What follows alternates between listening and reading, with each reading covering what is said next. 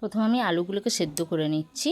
এখানে 3টে সিটি দিয়ে আলুগুলোকে সেদ্ধ করে নিয়েছি। এখানে দিয়েছি ক্যাপসিকাম কুচি, ধনেপাতা কুচি, আদা গ্রেট করে নিয়েছি, আর একটা জিরে, ধনে, গরম মশলা, শুকনো লঙ্কা ভেজে গুঁড়ো করে রেখেছি। এখানে ময়দা নিয়েছি, ময়দার মধ্যে দিয়ে দিচ্ছি নুন, একটু রিফাইন অয়েল দিয়ে ভালো করে, দেখো যেটা মুঠো করলে ময়দাটাকে মানে ভাঙবে না, এরকম নিয়ে একটা ভালো করে ডো বানিয়ে নিতে হবে সফট।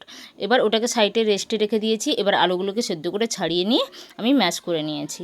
এখানে কড়াইতে গরম করে তেল দিয়েছি, দিয়ে দিচ্ছি আদা কুচিগুলো, একটু ব্রাউন হয়ে এলে দিয়ে দেবো ক্যাপসিকামগুলো। আমি ক্যাপসিকামটা এখানে দিয়েছি, ফ্লেভারটা ভালো আছে তার জন্য আমি এখানে ক্যাপসিকামটা দিয়েছি। তোমরা চাইলে দিতে পারো, না চাইলেও না দিতে পারো। এখানে আলুগুলোকে ম্যাশ করে আমি দিয়ে দিচ্ছি, দিয়ে ভালো করে মিশিয়ে নেবো একসাথে। দিয়ে দিচ্ছি হলুদ গুঁড়ো, পরিমাণ মতো নুন। আলুতে সেদ্ধ করার সময় আমি নুন দিয়েছি, তার জন্য বেশি নুন দিইনি।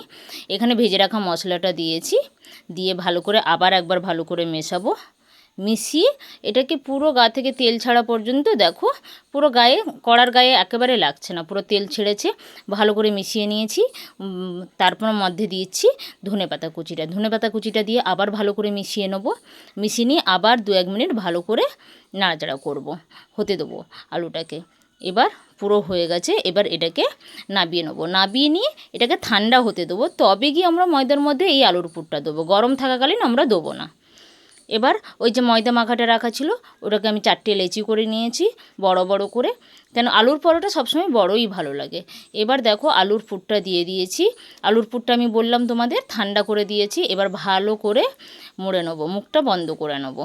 বন্ধ করে আবার এই লেচিগুলোকে আমি 5 থেকে 10 মিনিট রেস্টে রাখবো। দিলে আবার একটু ডোটা, মানে লেচিটা নরম হবে, তবে বেলতে আমাদের সুবিধা হবে, লেচিগুলো ফাটবে না। দেখো আমি হাত দিয়ে আগে চেপে চেপে চেপে চেপে বড় করে নিচ্ছি, তারপরে হালকা হাতে আমি বেলনা দিয়ে এটাকে গোল করে বেলে নেব। দেখো গোল করে বেলে নিয়েছি। বেলে নিয়ে আমার আলুর এটা ফাটেনি, তোমরা দেখতে পেয়েছো।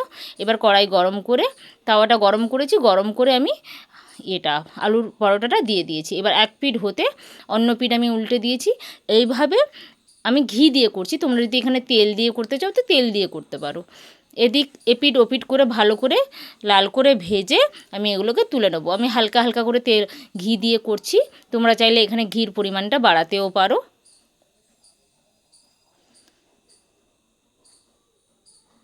দেখো আলুর পরোটাগুলো কিভাবে ফুলেছে। এবার যদি ভিডিওটা তোমাদের ভালো লাগে তাহলে অবশ্যই লাইক, কমেন্ট, শেয়ার করে দিও, চ্যানেলকে সাবস্ক্রাইব করে দিও।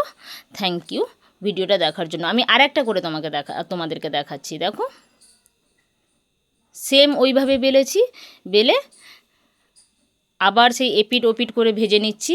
ভেজে নিয়ে আবার ঘি লাগিয়ে নেবো হালকা হালকা করে।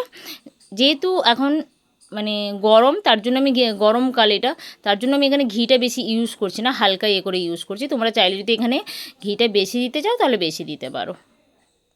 আবার এপিঠ ওপিঠ করে ভেজে নেবো। দেখো আলুর পরোটাগুলো কিভাবে ফুলছে।